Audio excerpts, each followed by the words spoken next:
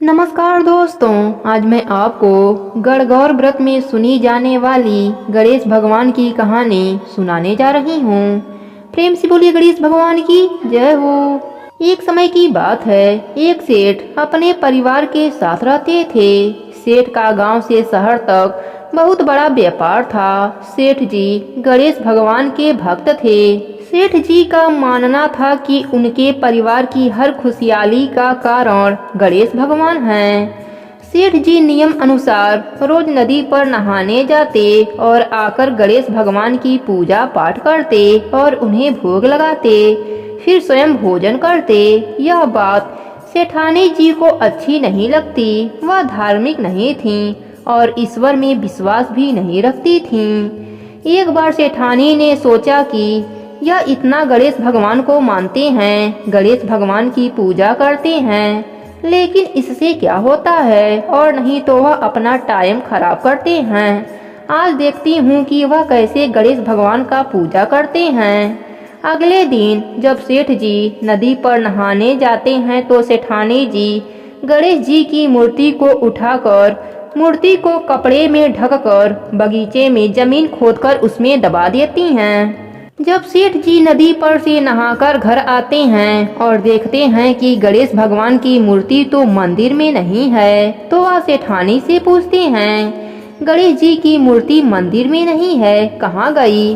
तो सेठानी जी बोलती हैं, मुझे नहीं मालूम, मूर्ति को घर में बहुत ढूंढा जाता है। उस दिन सेठ जी गणेश जी को भोग नहीं लगा पाए, इसलिए खाना भी नहीं खाए और गणेश भगवान से प्रार्थना करते हैं कि प्रभु, लगता है आप मुझसे नाराज हो गए हैं और कहीं चले गए हैं। अब जब तक आप वापस नहीं आ जाते मैं खाना नहीं खाऊंगा। उस दिन पूरा दिन निकल जाता है। सेठ की भक्ति में श्रद्धा थी, इसलिए उसी रात एक चमत्कार हुआ।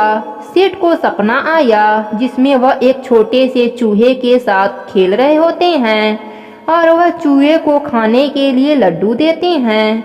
चूहा लड्डू लेकर बगीचे में जाता है और जमीन को खोदता है और लड्डू उसमें डाल देता है। अचानक सेठ जी की नींद खुल जाती है। सेठ जी बगीचे में जाते हैं और मिट्टी खोदने लगते हैं। जहां उनको सपने में दिखा था वहीं खोदते हैं। वहीं से उनको कपड़े में लपेटे हुए गणेश भगवान की मूर्ति दिखाई पड़ती है।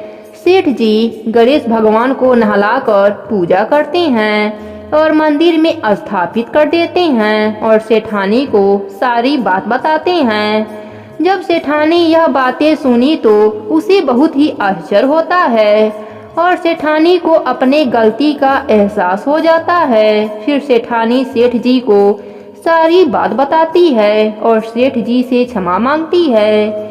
इसके बाद सेठानी का भी मन बदल जाता है और वह भी सेठ जी के साथ गणेश भगवान की पूजा करने लगती हैं। गणेश भगवान की कृपा से उनका घर धन दौलत से भर जाता है। चारों दिशाओं में सेठ जी का यश बढ़ जाता है।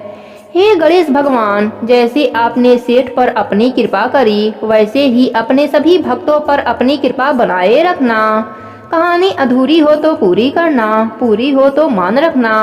प्रेम से बोले गणेश भगवान की जय हो।